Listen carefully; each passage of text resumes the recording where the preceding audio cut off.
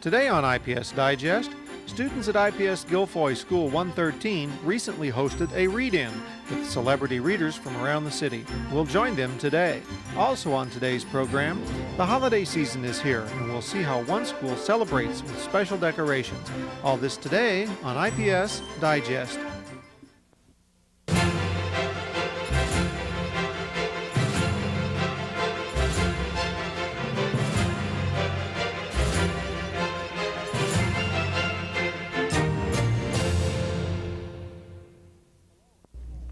Hello and welcome to IPS Digest. I'm Alan Oliver. I'm standing in the lobby of IPS Stephen Foster School 67. Each year, students at School 67 are treated to a special holiday tradition, this elaborate holiday village. We'll find out more later in the program. But first, we all know that reading is an important skill that students need to master. This is given added emphasis at IPS Lewis W. Gilfoy School 113 with its annual read-in. A day is set aside for celebrities to visit the school and to read to the students. First grade teacher Bonnie Beaumont is the read-in coordinator. Our read-in day is designed to motivate children to read and to show them how people in the community also use reading. That it is not just something that we do here at school, that's not just something teachers do and harp at children to do, that is something that all people use regardless of what they do. We've had all different kinds of people read from, in some years we've had state office people read through our custodians and parents. So we try to get a variety for the children. Well, how does it work? What happens? What we do is we send out invitations to several people in the community to invite them to come and read to our children. And we devote the entire day from 9:30 in the morning till 3:30 in the afternoon to reading. We do let the kids go to lunch and recess in their special areas, but otherwise the entire day is devoted to reading activities. In the invitation, we ask the people if they can come, what time they would like to come, what grade level they would like, and if they would want us to provide the material for them or if they would bring their book. We suggest that they bring their own and that they bring something that was especially meaningful to them as a child. And that we find is usually the most successful because they have a commitment to that material.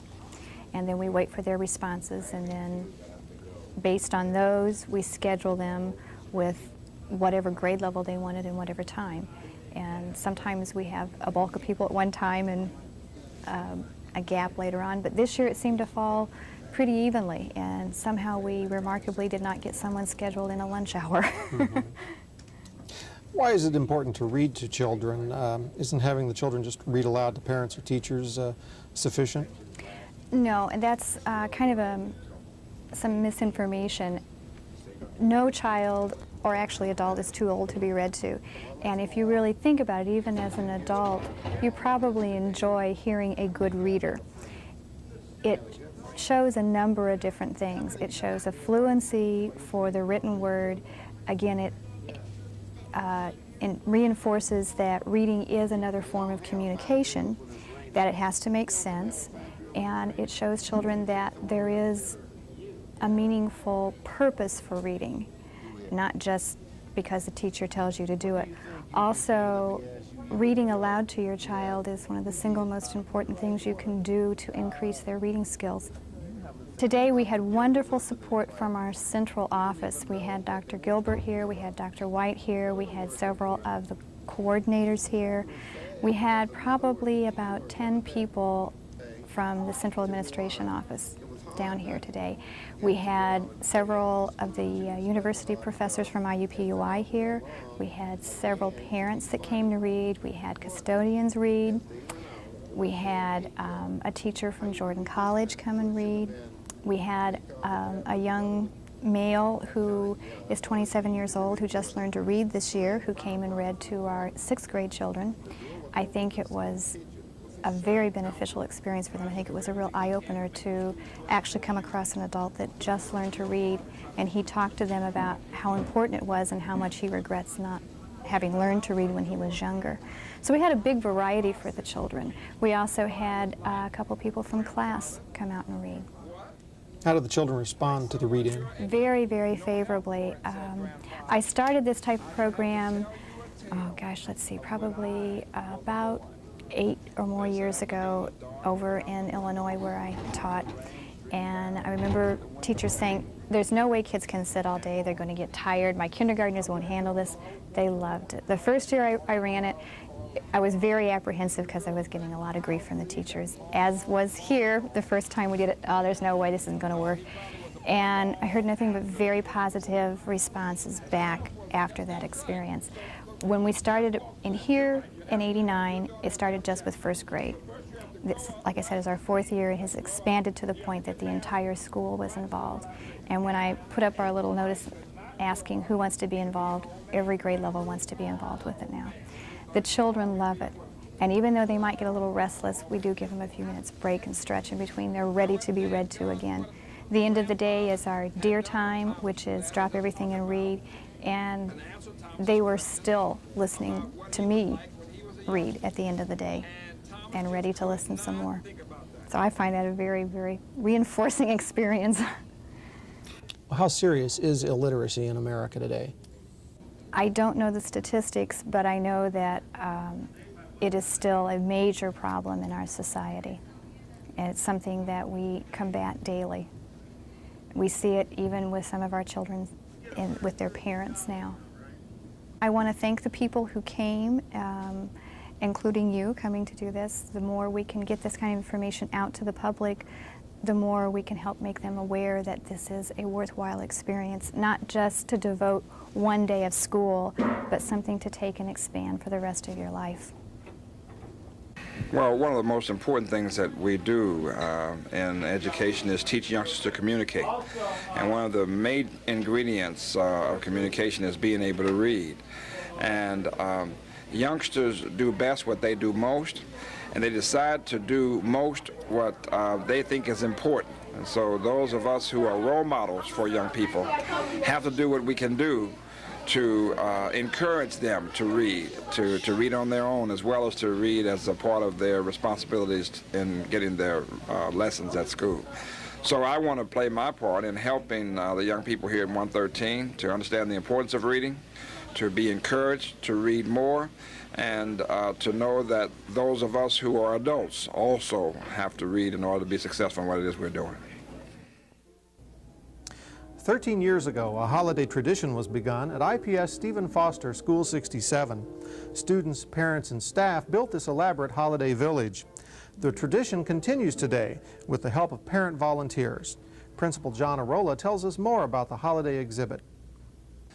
We started this, I think this is the 13th year for it. We as a staff thought, well, schools need some traditions. You know, when youngsters move on, when families move on, we'd like to think that there are some things about School 67 that they'll always remember. And that's true, because people that have been a part of it, you know, they'll say, well, are you going to put it up again this year? So we think that's important as a school tradition. We were fortunate enough when we started it to have the junior high here, because they were indispensable. The large house, Santa's house, was made by the junior high shop class. The skating rink was made by the junior high art classes. The costumes and the paper mache figures, Mr. and Mrs. Santa Claus, were made by art and home economics. So it would have been difficult that first year to have started such an ambitious project had we not had the junior high here. What kind of educational benefit then did these students get from working on the village? A lot. They were able to, to apply, to put to practical situations the things that they were learning. For example, in the shop class, they determined what materials they need, and the boys actually went with the industrial arts teacher to purchase the materials. The same way with art and home economics, actually applying these skills in the making of various items. Since this was originally a junior high project, how do the elementary school students who are here now benefit from the village? You know, when we, each year, we try to get it up before Thanksgiving vacation, so we'll at least have it up, you know, 3.5 weeks.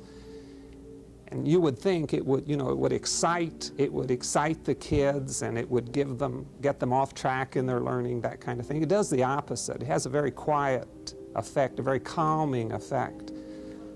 So I think in that sense, it's real neat to see youngsters coming to the office for errands and that type of thing, and just very, very quietly admiring the display.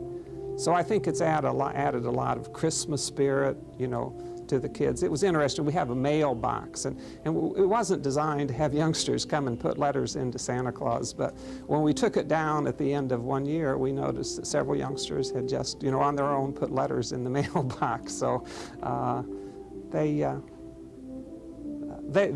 enjoy it. And then we also, although they're not actively, you know, now a part of making anything, because basically it's put together, but they do help us assemble it and disassemble it. So. What role do the parents play? The parents were vital. Number one, finances. I mean, the costs have all been, you know, taken care of by the PTA, so their help, their assists with fundraising have made it possible. And then just basically assembling it every year. We have a teacher, Mrs. Rowe, Grace Rowe, who directs the activity, and but then with the help of parents to put it up each year is. It's a good parent involvement activity. And then in the beginning, a number of the things were made by parents. The mailbox, the light post was made by a grandfather. He's long moved on, but he comes back, you know, each year to kind of see if we put it up once again. So this type of involvement, you know, helping to make things and assembling and disassembling of it. What is your role with the Holiday Village? I help set it up every year and coordinate getting parents to come in and help. How's the response been from the parents? It's been fantastic. This year we had probably 18 to 20 parents here to help us. What do you enjoy the most about setting up the village? Knowing what the children's response is going to be. And what is that response? Their eyes twinkle, and there's just the kid in me that I enjoy seeing children. What's the most difficult thing about working with the village every year? Oh, probably getting the lights to work and making sure, because some of our trees are getting some age on them, so they're getting delicate to getting them to stand, and the trees and lights would be the most difficult. How do the parents benefit from coming in here and working on the village? I know it helps us to get to know parents better in a different situation than just coming in and talking about children. And I hope in the same way it helps the parents. They get to know us as maybe different than just a teacher. The thing that amazes me, as I said before, is the calmness that, you know, it doesn't get youngsters excited that Christmas is here and learning is over until after the holidays. It does the reverse. It calms the youngsters. And the sense of community that I think it brings. I said, before we're ready to put it up, we get the comments, are you putting it up again this year? So the fact that the community looks forward to it is another important aspect of it. That's all the time we have for this edition of IPS Digest. Join us again after the holidays for another program. I'm Alan Oliver. Thanks for watching.